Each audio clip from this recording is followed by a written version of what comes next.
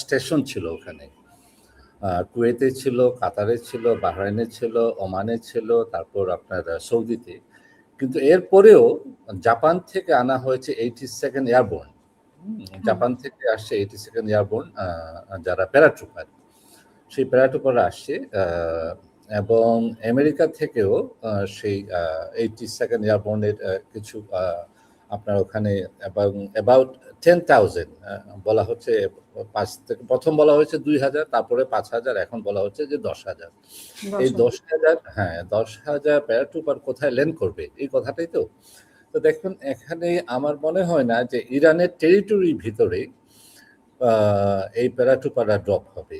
প্যারাট্রুপাররা drop হওয়ার যতটুকু আমি মনে করি যে সম্ভাবনা, যে হরমুজ প্রণালীর সবচেয়ে ন্যারো পয়েন্টটা যেটা, এটা হলো ইউএই এবং ওমানের ইকোনমিক জোন।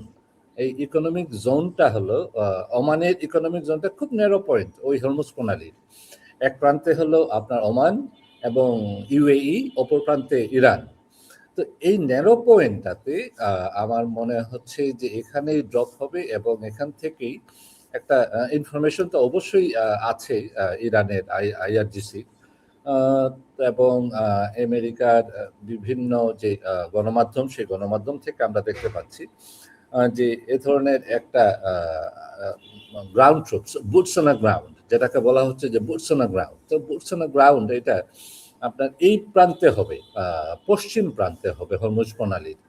পূর্ব প্রান্তে আমার মনে হচ্ছে না এই মুহূর্তে কোনো ধরনের অ্যাটাক হবে। তার কারণ যে পরিমাণ সোলজার বলা হচ্ছে যে 5,000, 10,000, এই পরিমাণ সোলজার দিয়ে 1 মিলিয়ন, 10 লক্ষ সোলজারকে কিভাবে আপনারা করবে, যুদ্ধটা শুরু হবে। তার আরেকটা কারণ হলো, আমি আপনাকে এটা বলি যে আর্টিকেল 1, আমেরিকার আর্টিকেল 1-এ বলছে যে executive power must take approval from the Congress before the nation go to the war. So in that case, the executive person who is the president cannot take any action to go on war. এর জন্য এটাকে বলা হচ্ছে যে এটা একটা operation. Article 2-তে বলছে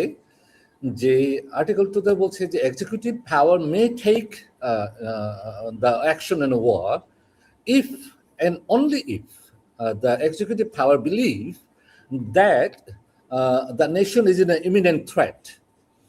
In this case, এই অবস্থায় আমরা দেখতে পাচ্ছি কি প্রেসিডেন্ট বারবারই বলছেন যে একটা কথা, এই সেকেন্ড আর্টিকেলটাকে এস্টাবলিশ করার জন্য উনি বারবার বলছেন, আমি যদি এই অপারেশনে না যেতাম তাইলে 2 সপ্তাহের ভিতরেই ইরান নিউক্লিয়ার বম তৈরি করে ফেলতো এবং আমাদেরকে অ্যাটাক করতো, এবং আমার যে ন্যাশনাল ইন্টারেস্ট ওই রিজিয়নে, সেই রিজিয়নে সে অ্যাটাক করে ফেলতো।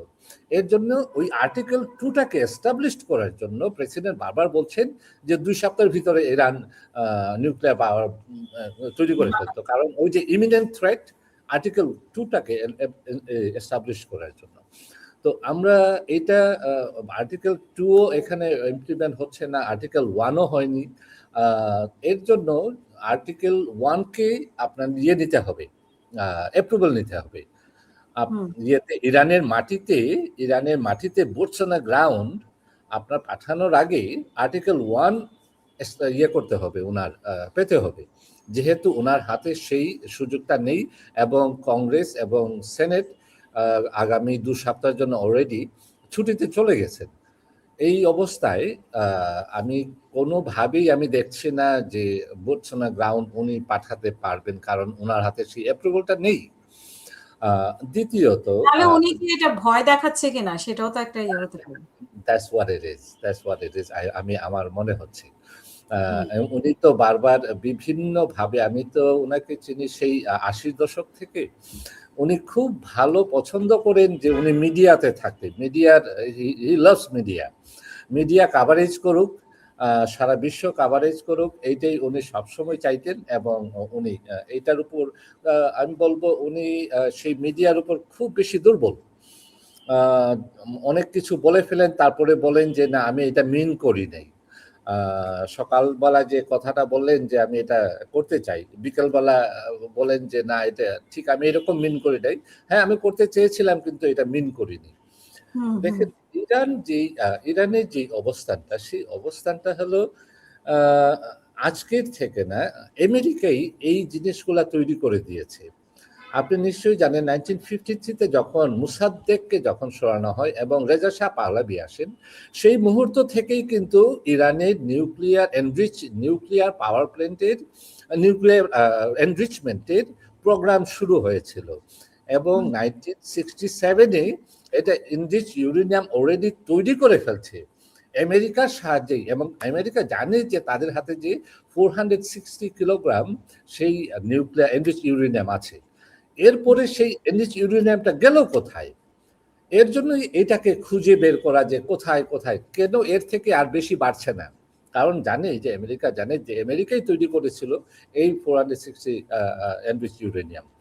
এবং এর পরবর্তী যে প্রোগ্রামগুলা শুরু হয়েছে এবং 1968 ইরান এনপিটিতে সাইন করেছে।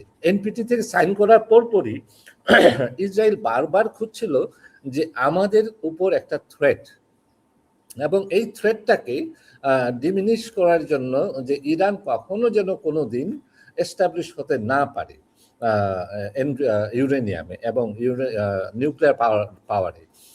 তো এই ঘটনাটা বারবার যেই চেষ্টা করেছে এই রিজিয়নে নিউক্লিয়ার পাওয়ার হতে, তাকেই ইসরায়েল আপনার ধ্বংস করে ফেলেছে। যেমন লিবিয়া চেষ্টা করেছিল সেই 1986-এ, আপনার নিশ্চয়ই মনে আছে, এবং ইরাক চেষ্টা করেছিল এবং ইরাকের সাদ্দামকেও সেই ঠিকইভাবে, এবং ইরানকেও আমি আবারও বলছি, আনটিল ইরানের সেই 460 কিলোগ্রাম রিচ না করা পর্যন্ত আপনার এই ওয়ার কন্টিনিউ হবে, চলবে। ইসরায়েলের পক্ষ থেকে সে চেষ্টা করেই যাবে, আমি আপনাকে বলে যাচ্ছি। এবং তখনই আপনি বুঝতে পারবেন যে এইটা তারা ধ্বংস করতে পেরেছে, তখনই অনলি দেন, আমি আবারও বলছি, অনলি দেন আপনি বলতে পারবেন যে এটা রিচ করতে পেরেছে, যখন আপনি এই রেডিয়েশন ডিকে করবে। যখন একটা enrich uranium, age N engineer আমি বলছি, আমি I work on different places of United states, আপনার বিভিন্ন জায়গায়, এবং একটা টেকনিক্যাল ইয়েটা বলি আমি আপনাকে। একটা এনরিচ ইউরেনিয়াম যখন এয়ারে আসে তখন 3টা রেডিয়েশন ডিকে করে। প্রথমটা হলো আলফা রেডিয়েশন, দ্বিতীয়টা হলো বেটা রেডিয়েশন, এবং 3 নাম্বারটা হলো গামা রেডিয়েশন। আলফা এবং বেটা রেডিয়েশনটা ততটুকু খারাপ না, কিন্তু গামা রেডিয়েশনটা it transfer from one side to the other side regardless of any obstacles. আপনার চামড়া হোক, বিল্ডিং হোক, পাথর হোক, এটা আপনার ট্রান্সপারেন্ট, আপনার ক্রস করে সবকিছু। এবং যখনই এটা ক্রস করে তখনই আমাদের যে টিস্যুটা আমাদের হিউম্যান সেল, সেই হিউম্যান সেলকে কিল করে ফেলে, এবং একটার পর একটা যখন কিল হতে থাকে তখন মানুষের মৃত্যুবরণ হয়। তো যখনই গত বছর এই যে 12 দিনের যে যুদ্ধ হয়েছিল ইরানে 2025-এ, সেই 25-এর যুদ্ধে IAEA ইন্টারন্যাশনাল অ্যাটমিক এনার্জি ইন্সপেক্টররা ইরানে গিয়েছে এবং ওইখানে কোনো ধরনের কোনো গামা রেডিয়েশনের কোনো আপনার পায়নি, এভিডেন্স পায়নি। তার মানে কি? তার মানে হলো যে এই যে যত বোমবার্ড হয়েছে, সেই বোমবার্ডের পরে কোনো জায়গায় এটা ওই এনরিচ ইউরেনিয়ামে রিচ করতে পারেনি। বা এই যে 60% বলা হচ্ছে যে 60% এনরিচ ইউরেনিয়াম ইরানের অনেক আছে, এবং এটা থেকে 90% এনরিচ ইউরেনিয়াম চলে যেতে খুব একটা সময় লাগবে না। কারণ আনটিল 90% এনরিচ ইউরেনিয়াম না হওয়া পর্যন্ত আপনি একটা অ্যাটমিক বোম বানাতে পারছেন না। আপনি এই 0% থেকে 50% পর্যন্ত যে এনরিচ ইউরেনিয়াম তৈরি করা হয়, এগুলা হলো ফার্মাসিউটিক্যালস এবং লো গ্রেড আপনার এমিনিশন, এবং আপনার বিভিন্ন হসপিটাল রেডিয়েশনে ব্যবহার করা হয়। এবং নিউক্লিয়ার পাওয়ার প্ল্যান্টে আপনার 60% এনরিচ ইউরেনিয়ামের প্রয়োজন পড়ে না।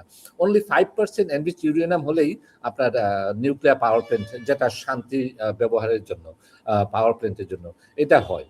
কিন্তু তাদের অলরেডি 60% এনরিচ ইউরেনিয়াম ক্যাপাসিটি, তৈরি করার ক্যাপাসিটি, তাদের যে সায়েন্টিস্টরা আছে, তাদের সায়েন্টিস্টরা এটা করতে পারে। এর জন্য আপনি দেখতে পাচ্ছেন যে বেশ কয়েক বছর থেকে যে যারা এই যে সায়েন্টিস্টরা ছিল, সেই সায়েন্টিস্টটাকেও ওই ইসরায়েল তারা মেরে ফেলছে অনেক স্ট্রাইক করে বিভিন্ন সময়ে গত এই ৮-১০ বছরে আপনার একের পর এক আপনার ধ্বংস করে ফেলছে।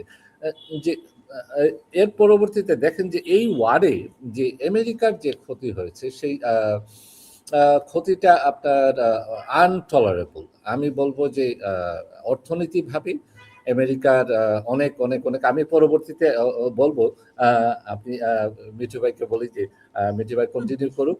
আমি পরবর্তীতে বলবো যে কিভাবে আমেরিকার অর্থনীতি কিভাবে এই ইয়েটা আসায় যুদ্ধটা শুরু হয়, অর্থনীতি কিভাবে ওয়াল স্ট্রিট এবং বিভিন্নভাবে আমেরিকার অর্থনীতিতে বড় ধরনের একটা ধাক্কা আসছে এবং রিসেশন আমরা দেখতে পাচ্ছি ইজ নকিং দ্য ডোর।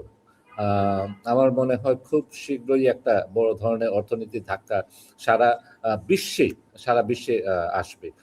আমি এটা নিয়ে এবং তেলের যে ক্রাইসিস এটা নিয়ে আমি পরবর্তীতে বলবো। Thank you. আচ্ছা, যুক্তরাষ্ট্র জুড়ে আমরা দেখতে পাচ্ছি যে এক ধরনের নো কিংস একটা বিক্ষোভ হচ্ছে ট্রাম্পের বিষয়ে। তো এটা কতটা জোরালো হতে পারে, মানে এটা কতটা প্রভাবও রাখতে পারে এই যুদ্ধে? দেখেন আমি এটা দেখেছি বিভিন্ন বড় বড় সিটিতে, যেমন ক্যালিফোর্নিয়া, হিউস্টনে, শিকাগোয়, নিউ ইয়র্ক সিটিতে বিশাল র্যালি এবং ওয়াশিংটন ডিসিতে বিশাল র্যালি হচ্ছে যুদ্ধের এগেনস্টে। তো এই অবস্থা ছিল 1970s আপনার মনে পড়ে যে যখন ভিয়েতনাম ওয়ার ছিল, ভিয়েতনাম ওয়ারের ড্রাফটিং হয়েছিল যে if you R 18 or 18 above 18 you must join in a military. তো এই মিলিটারিতে জয়েন করার যে ড্রাফটিংটা ছিল সেই ড্রাফটিংয়ে আবার নতুন করে এই ধরনের একটা ইয়ে আসবে, অবস্থা তৈরি হবে। কোনো প্যারেন্টসরাই চান না যে দেশের বাইরে যে নেশনের আমেরিকার বাইরে যে অন্য দেশের ইন্টারেস্টকে সার্ভ করার জন্য আমার ছেলে মেয়েরা ওখানে যে যুদ্ধ করুক, এটাও ইরান আমেরিকার কোনো প্যারেন্টসরা চান না।